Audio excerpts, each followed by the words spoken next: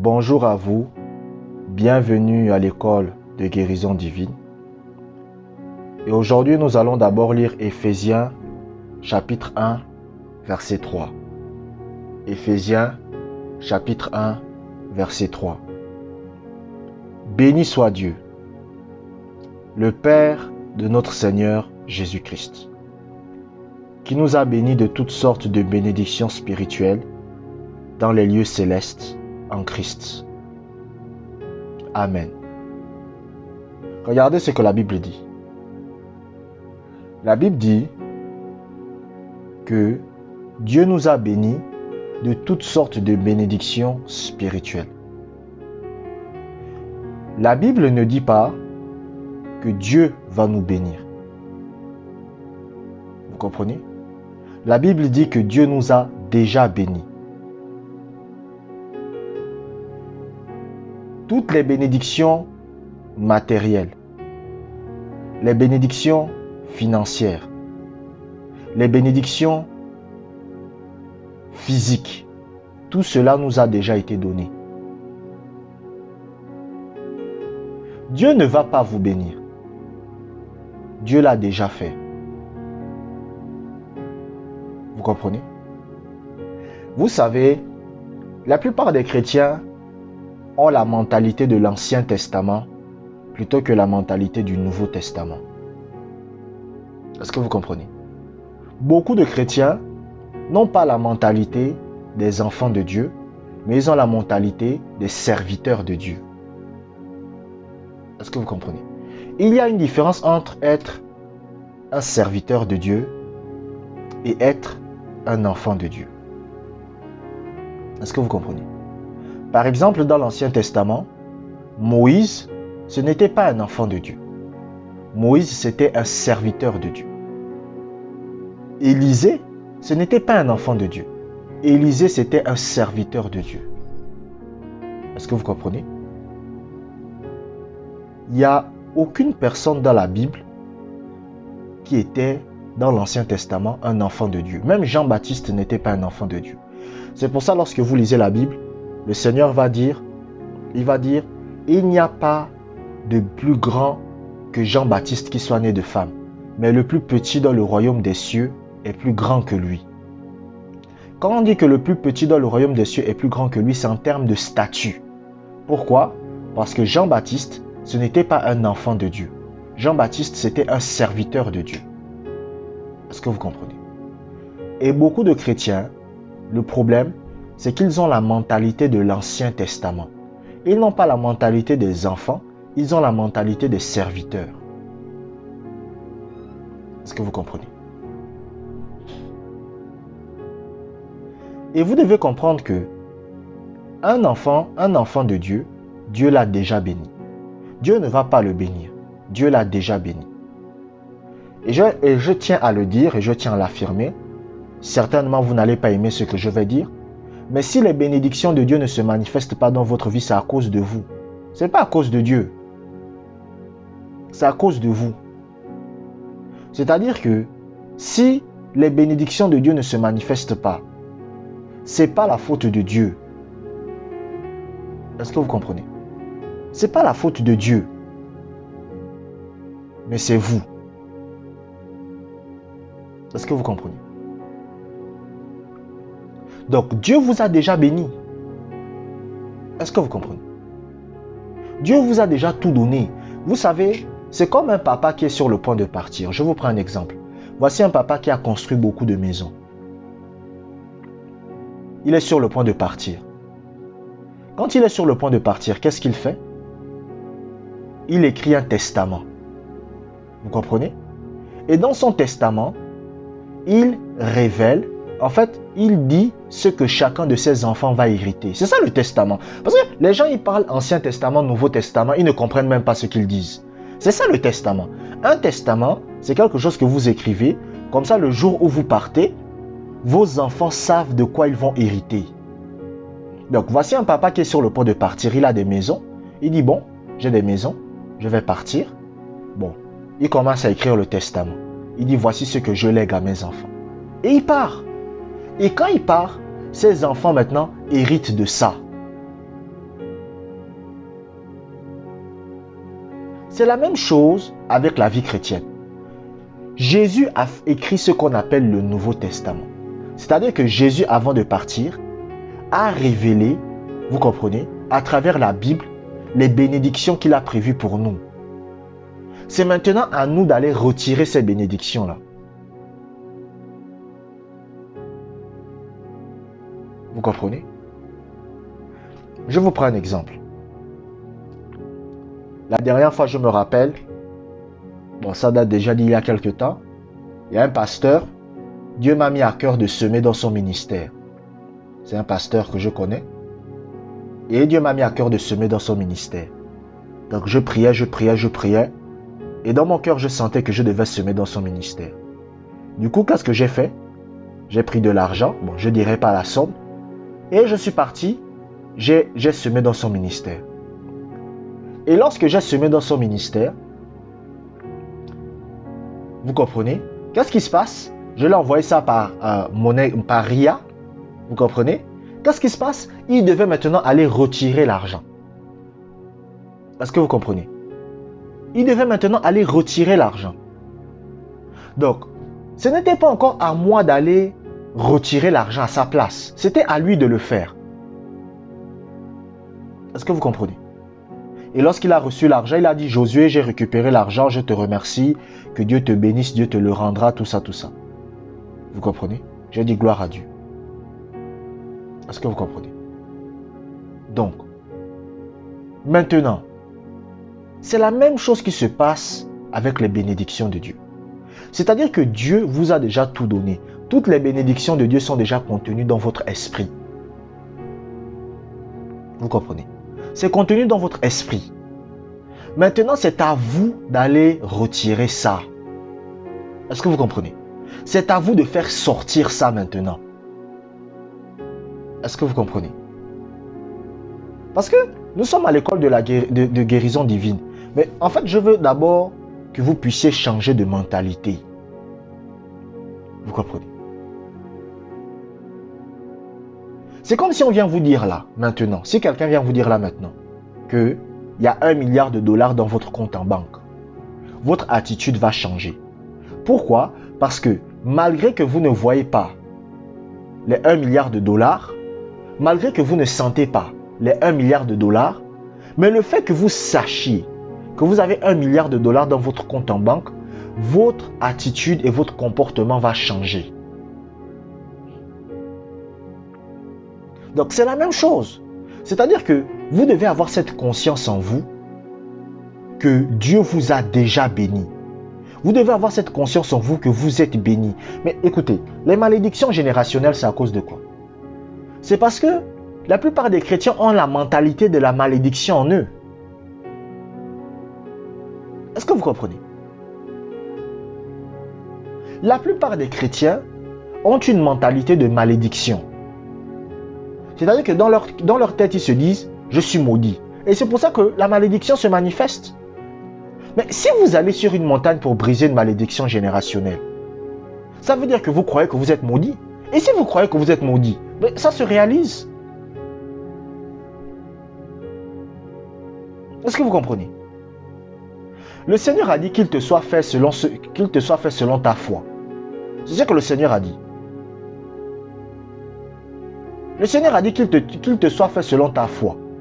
Ce que vous croyez, c'est ce qui va vous arriver. Si vous croyez que vous êtes béni, si vous avez l'assurance en vous que vous êtes béni, la bénédiction se manifestera. Mais si vous croyez que vous êtes maudit, si vous avez cette assurance en vous que vous êtes sous la malédiction générationnelle, mais ça aura de l'impact sur vous. Est-ce qu'un chrétien peut être maudit? Non. Mais est-ce qu'un chrétien peut vivre les effets de la malédiction? Oui. Et pourquoi un chrétien va vivre les effets de la malédiction? C'est parce qu'il croit qu'il est maudit. Oui. Un chrétien ne peut pas être dans les malédictions générationnelles. Mais maintenant, pourquoi les chrétiens sont dans les malédictions générationnelles? C'est parce qu'ils le croient. Si vous croyez que vous êtes maudit, si vous croyez que vous êtes dans les malédictions générationnelles, cela se manifestera dans votre vie. Est-ce que vous comprenez? Si vous commencez à dire que je suis maudit parce que mon grand-père était un sorcier du village. Ma grand-mère était une sorcière du village. Et vous croyez ça? Que vous êtes maudit? C'est ce qui va se réaliser. La Bible dit, telles sont les pensées de son cœur, tel il est. Ce que vous croyez de vous-même, ce que vous pensez de vous-même, c'est ce qui va se matérialiser dans votre vie. Donc, vous devez avoir la mentalité que vous êtes déjà béni. Dieu vous a déjà béni. La bénédiction est déjà votre partage. Et d'ailleurs, même la Bible dit que Jésus a été maudit à notre place. C'est ce que la Bible dit. La Bible dit que Jésus a été maudit à notre place. Vous comprenez? La Bible dit que le châtiment qui nous donne le châtiment est tombé sur lui. Ça veut dire que toutes les malédictions, écoutez, toutes les malédictions sont sur Jésus. Donc ça veut dire que ce que votre père, votre grand-père, votre arrière-grand-mère, arrière-grand-père, jusque dans les temps anciens ont pu faire, lorsque vous donnez votre vie à Jésus, toutes les malédictions là, ça part sur Jésus maintenant. Est-ce que vous comprenez?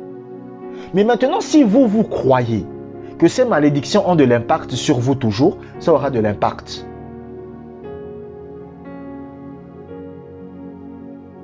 C'est pour ça qu'on parle de la foi.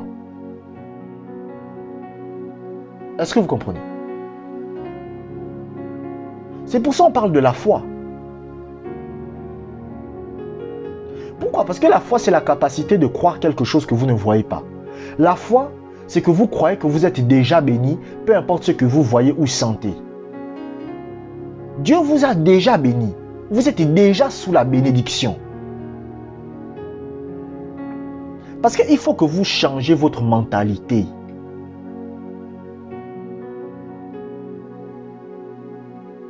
Il y a quelqu'un qui pose la question, oui, Josué en est béni, mais comment faire pour vivre la bénédiction? Il faut tout simplement faire ce que la parole de Dieu dit. Il faut faire ce que la parole de Dieu demande. Si vous faites ce que la parole de Dieu dit, si vous faites ce que la parole de Dieu demande, la bénédiction se manifestera dans votre vie.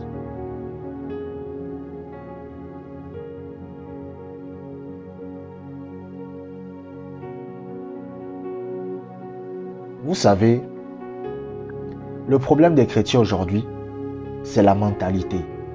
La Bible dit dans Romains chapitre 12, verset 2, « Ne vous conformez pas au siècle présent, mais soyez transformés par le renouvellement de votre intelligence. » Ça veut dire quoi? Ça veut dire que vous devez changer votre mentalité. Vous devez changer votre compréhension. Vous devez changer votre façon de voir les choses. Mais le problème des chrétiens aujourd'hui, c'est quoi? C'est que ils ont une mauvaise image d'eux-mêmes.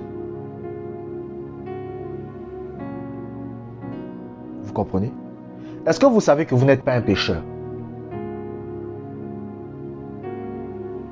Il y a des chrétiens quand ils prient, ils disent, « Oh Seigneur, pardonne-moi, pauvre pécheur que je suis. » Vous n'êtes pas un pécheur. Vous n'êtes pas quelqu'un qui péchait. Vous n'êtes pas un pécheur. Ça peut arriver que vous commettiez des erreurs, mais vous n'êtes pas un pécheur. Un enfant de Dieu, ce n'est pas un pécheur. Dans la Bible, c'est quoi le péché? Le péché, c'est vivre selon le monde. Dans la Bible, écoutez, dans la Bible, le péché, c'est quoi? Dans le Nouveau Testament, le péché, c'est quoi? Le péché, c'est quelqu'un qui vit selon le monde. Donc, vous pouvez commettre des erreurs, mais Dieu n'aura aucun problème avec vous. Mais quand maintenant vous commencez à vivre selon le monde, c'est ça qu'on appelle maintenant le péché.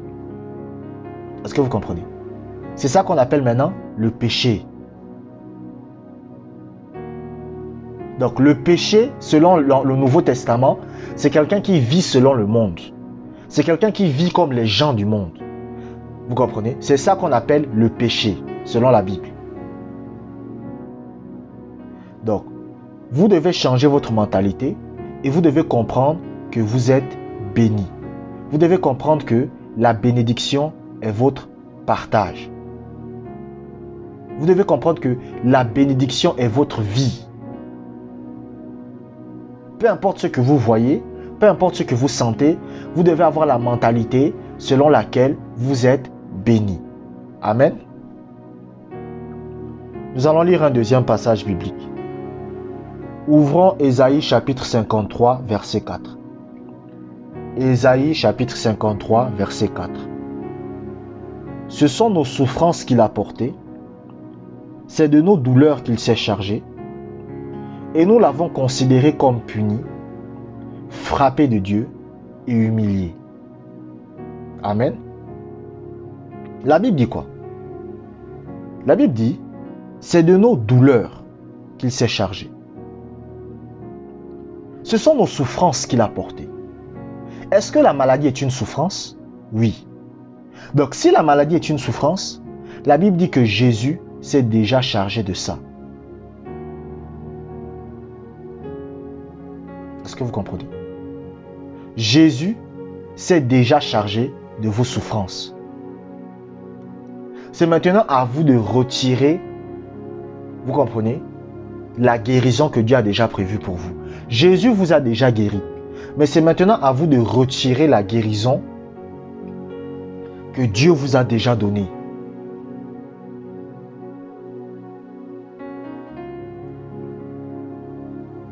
Vous avez déjà été guéri.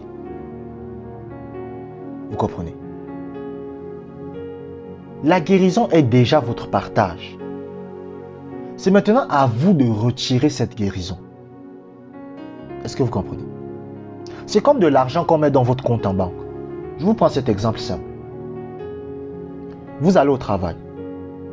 Quand vous allez au travail, à la fin du mois, votre patron vous verse un salaire dans votre compte en banque. Quand votre patron vous verse un salaire dans votre compte en banque, qu'est-ce que vous faites? Vous allez retirer l'argent. Est-ce que c'est encore votre patron qui va retirer l'argent à votre place? C'est à vous de le faire. C'est à vous de retirer l'argent. Par exemple, moi je rends grâce à Dieu pour ces personnes qui me font des offrandes. Tu vois, vous voyez, il y a des gens souvent qui honorent mon ministère. Ils disent, Josué, j'aime ce que tu enseignes, j'aime ce que tu prêches, j'aime ce que tu enseignes, je vais semer dans ton ministère. Et la personne sème dans mon ministère. C'est à moi d'aller retirer l'argent. Est-ce que vous comprenez? C'est la même chose avec le domaine de la guérison. Le jour où vous êtes né de nouveau, la guérison est déjà en vous. C'est maintenant à vous de retirer cette guérison-là. En fait, sur le plan spirituel, la guérison est déjà là. Mais c'est maintenant à vous de la manifester. Est-ce que vous comprenez? Et c'est là où les chrétiens ont les plus grands problèmes. Sur le plan physique, vous savez, pour comprendre les choses spirituelles, il faut regarder les choses naturelles. Est-ce que vous comprenez? C'est-à-dire, si vous voulez comprendre les choses spirituelles, il faut regarder les choses naturelles. Parce que les choses naturelles sont un reflet des choses spirituelles. Est-ce que vous savez qu'au ciel, il y a des arbres? Vous comprenez? Les choses qui sont sur terre ne sont que des images des choses qui sont dans le ciel. Donc, les choses qui sont sur terre sont le reflet des choses spirituelles. Donc, pour comprendre les choses naturelles, vous comprenez, il faut parfois pour comprendre les choses spirituelles plutôt, il faut parfois une image naturelle pour le comprendre. Sur le plan physique, vous pouvez avoir de l'argent sans de l'argent dématérialisé. Je ne sais pas comment bien dire le mot. En fait, vous avez de l'argent, mais ce n'est pas palpable. Vous comprenez? Par exemple, lorsque vous avez de l'argent dans votre compte en banque, ce n'est pas palpable. Est-ce que vous comprenez? Ce n'est pas de l'argent que vous touchez. Mais maintenant, si vous voulez toucher l'argent, vous devez aller retirer l'argent. C'est la même chose avec la guérison. La guérison est déjà là. Les gens disent non, je ne suis pas guéri. Vous êtes déjà guéri. Maintenant, vous devez retirer la guérison. Vous devez maintenant la retirer. Est-ce que vous comprenez? Et c'est là tout le problème des chrétiens. La Bible dit par exemple dans 1 Pierre chapitre 2 verset 24 que par ces meurtrissures nous avons été guéris. Écoutez, la Bible dit dans Nombre chapitre 23 verset 19, si je me rappelle bien, il dit: Dieu n'est pas un homme pour mentir, ni fils d'un homme pour se repentir. Ce qu'il dit, ne le fera-t-il pas? Ce qu'il déclare, ne l'accomplira-t-il pas? Donc, Dieu n'est pas un menteur. Donc, si Dieu dit que par ces meurtrissures, vous avez été guéris, ça veut dire que c'est vrai. Mais maintenant, vous avez été guéris quoi? Sur le plan spirituel, la guérison est déjà là. C'est maintenant à vous de matérialiser cette guérison. C'est maintenant à vous de faire en sorte que cette guérison se manifeste sur le plan physique.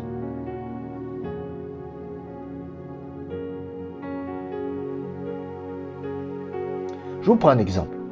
Moi, aujourd'hui, je suis guéri de l'asthme. Vous savez, au début de ma vie chrétienne, je prenais de la ventoline. Est-ce que vous comprenez? Je prenais de la ventoline tous les jours. C'est-à-dire, je viens, je prends ma ventoline. J'avais aussi la bécotide. J'avais aussi un autre truc plus puissant dont j'ai oublié le nom. Mais je prenais ça depuis l'âge de 8-9 ans. Donc, chaque jour, quand j'avais du mal à respirer, je prenais de la ventoline. Et lorsque je suis devenu chrétien, je continue à prendre. Ma première année, je continue à prendre de la ventoline. Je continue à prendre de la bécotide. J'avais du mal à respirer. Mais aujourd'hui, par la grâce de Dieu, je n'ai plus aucun problème.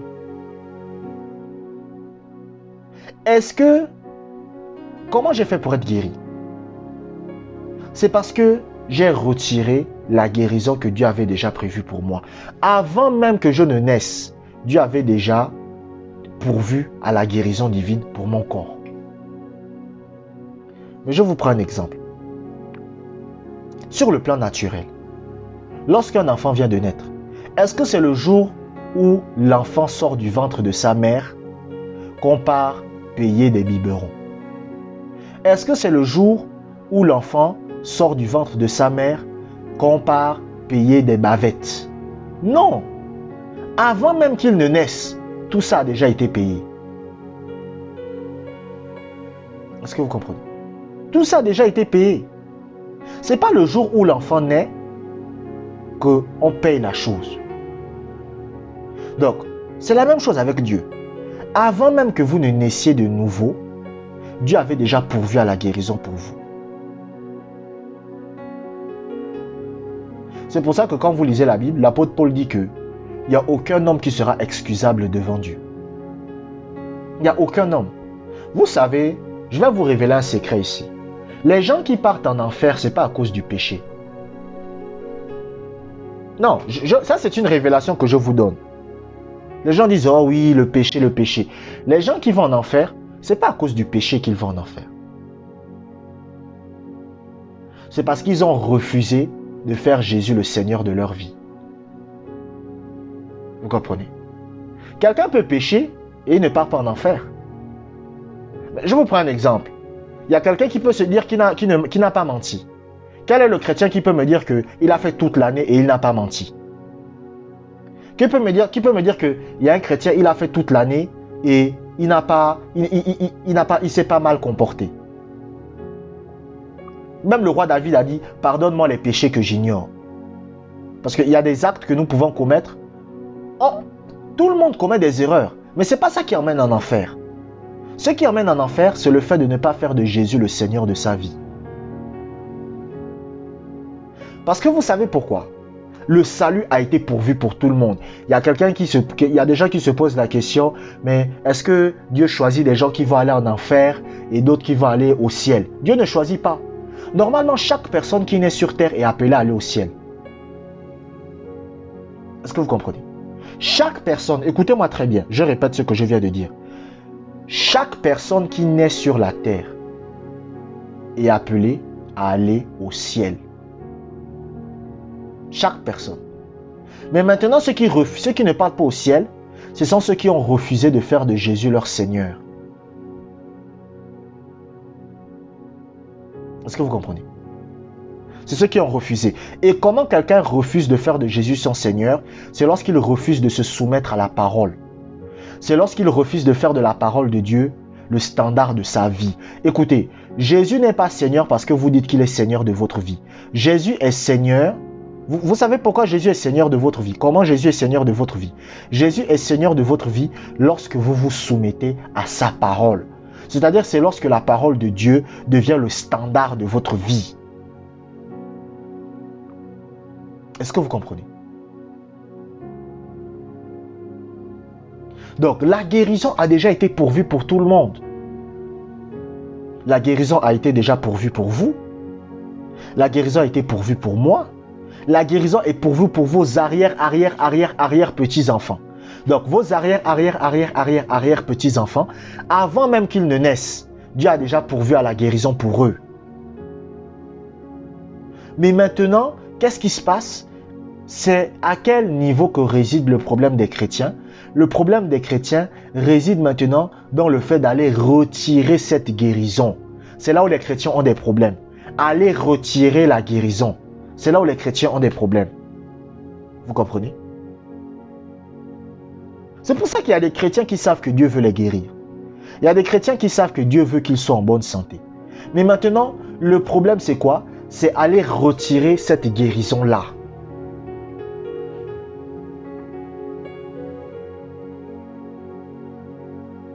C'est là où le problème réside.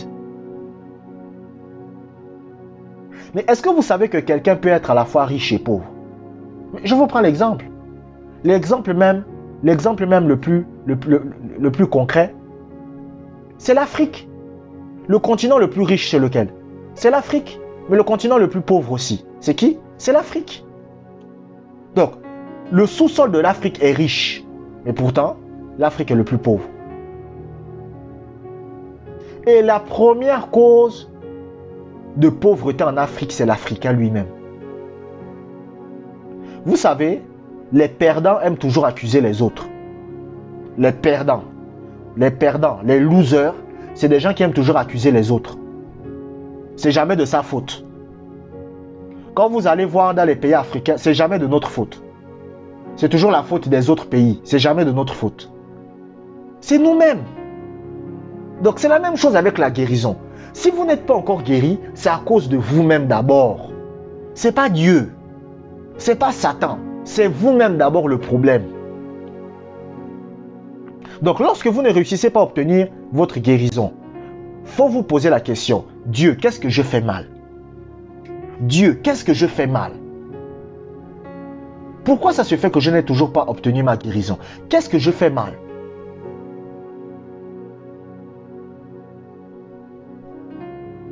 Dieu a pourvu à la guérison de votre corps. Dieu a pourvu à la bonne santé de votre corps. Avant même que vous ne naissiez. Avant même que vous ne soyez sur terre. Avant même que votre mère ne naisse. Jésus avait déjà pourvu à votre guérison. Jésus a pourvu à votre guérison il y a plus de 2000 ans. Quand Jésus a dit tout est accompli, il parlait de vous. Quand Jésus a dit tout est accompli, c'est de vous qu'il parlait. Parce que il a permis que nous puissions tous obtenir la guérison de notre corps. Est-ce que vous comprenez? Il a permis que nous puissions tous obtenir la guérison de notre corps. La Bible dit que Jésus a pris nos souffrances. Donc, si la maladie est une souffrance, Jésus a pris ça. Jésus a pris ça. Il a pris nos infirmités. Donc, vous n'avez plus à être malade. Il faut tout simplement que vous alliez retirer la guérison que Dieu a déjà pourvue pour vous. De la même façon que quelqu'un part retirer l'argent dans son compte en banque, de la même façon, vous aussi, vous devez aller retirer l'argent que Dieu, la guérison que Dieu a déjà pourvue pour vous. C'est à vous de le faire. Est-ce que vous comprenez? C'est à vous de le faire. Vous n'avez pas à être malade. Vous n'avez pas à souffrir de la maladie. Donc, levez-vous et agissez. Abonnez-vous pour des prochaines vidéos. Que la grâce du Seigneur soit avec vous.